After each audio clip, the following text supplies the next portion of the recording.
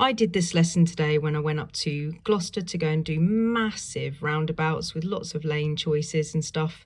I will have to make a separate video about this, but I had to talk about the primary route directions first.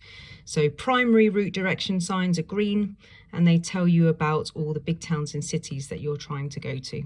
So that's pretty much its only function. However, it can be stacked by putting the motorway signs, which are blue, on there. And it can have and display places of interest, which are the tourist attractions. So that's what the M25, motorway 25 is. And then what we're going to be talking about as well is non-primary signs, which are the white signs. And the white signs basically tell you about all the little places within the local area that you're in. So say, for instance, I live in Cheltenham. So say, for instance, I wanted to go to Cheltenham. I would follow all of the signs that are green once I've come off the motorway, all the signs that are green towards Cheltenham. Or I could go to Cheltenham just on the green signs if I was going to take a long time. And once I've got into Cheltenham, then I would need to get to the destination in Cheltenham where I live. There's lots of local places within the town. So it would be all of the local stuff. So you'd have like Whaddon, and you'd have Montpellier, and you'd have Hatherley, and all those places are inside the town and city that you've arrived in. So this would be on the white sign. So you can see quite clearly here, like bus stations, toilets, crematoriums, cemeteries, all the stuff that is little and local is going to be on the non-primary sign. All right, so I liken all of this really to it's kind of like the arteries and the veins and the capillaries in the body. So the artery, the main one, the most important one, is going to be the motorway. And then you're going to be going to the vein, which is, in my mind, the primary route direction sign. And then the capillaries are going to be all of the white signs, like all the places within. So if you're lost, you're certainly not going to be wanting to follow non-primary route direction signs. You'll go down into the rabbit hole and you'll be lost forever. So you're going to be wanting to find a colourful sign like blue and green if you're lost. So when I'm doing this lesson and we're talking about the primary route direction signs and what we're doing, we're talking about it in conjunction to a roundabout. So I talk about what you're going to see at the roundabout because you're spoon-fed information. You can't really learn really big, complicated roundabouts from a book. You have to almost kind of learn as you're going up to the roundabout.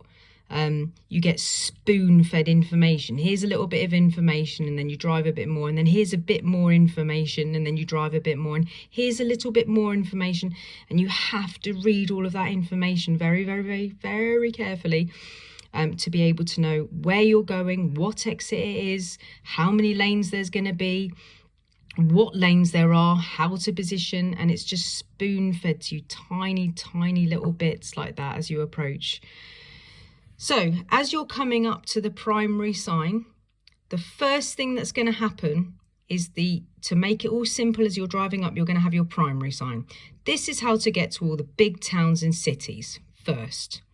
And then behind the sign, as you drive closer to the roundabouts, you're going to have a very, very similar sign looking. So the picture of the roundabout is going to be the same, but the information is going to be completely different because you're going to have first the primary sign with the picture, and then when you drive on and you find the non-primary sign, the white sign, it will be a white sign, same picture of the roundabout but completely different information on it.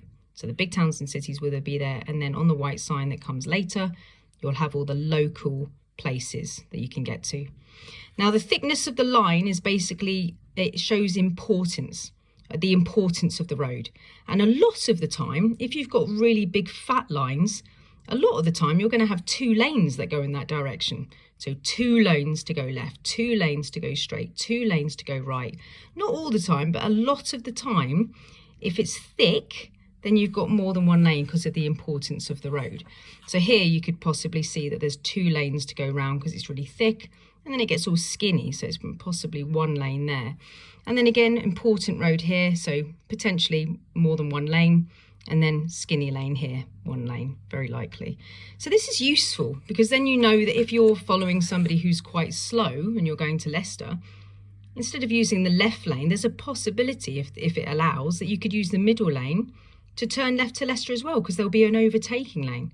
So that's really useful to look at the line to see if it's really thick, because there's more possibility that there's going to be an overtaking lane, and you might be able to think, yeah, been behind this little old granny for ages, I'm going to use a middle lane, and I'm going to turn left from the overtaking lane.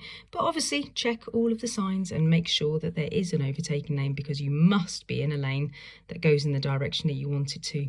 So make sure there's road markings and signs to back that up.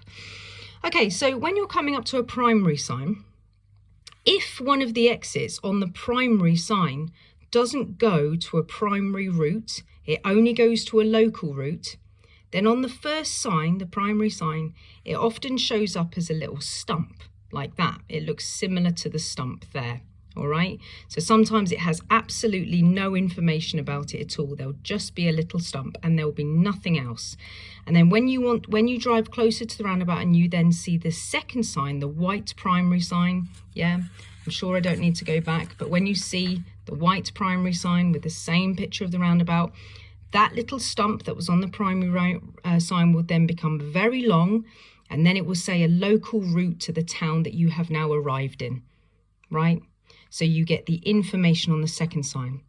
If it's stacked, you can get information about the non-primary sign on a white background on the sign. That can happen, but it can also be a stump like that on the sign.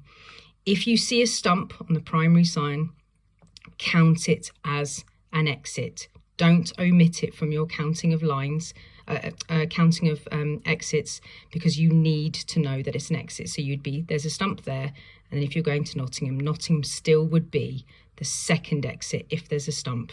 Really important. And then when you get to the next sign, everything will be long, and it will have much more detailed information about all the local routes. All right. Now, as I said, this is not a roundabout. I need to make another video about roundabouts. This is just purely about the primary signs. Okay, so I may stop there. I might actually just talk about this. With primary signs, you're also going to get like how you can come off the A roads here.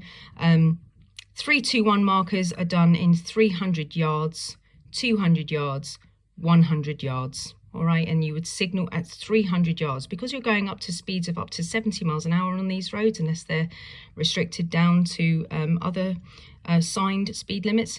You could possibly be going up to 70. So if you're leaving, you're going to have 321 markers after the mile marker, after the half mile marker, and then you're going to get your 321s.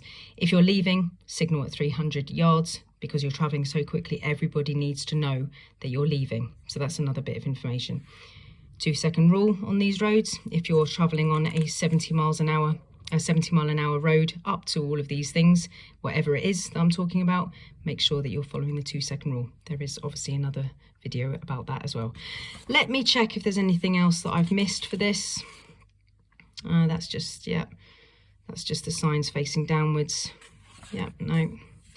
Yeah, so hopefully that just explains the non-primary and primary signs when you're going to town or cities. All right, so I hope that helps.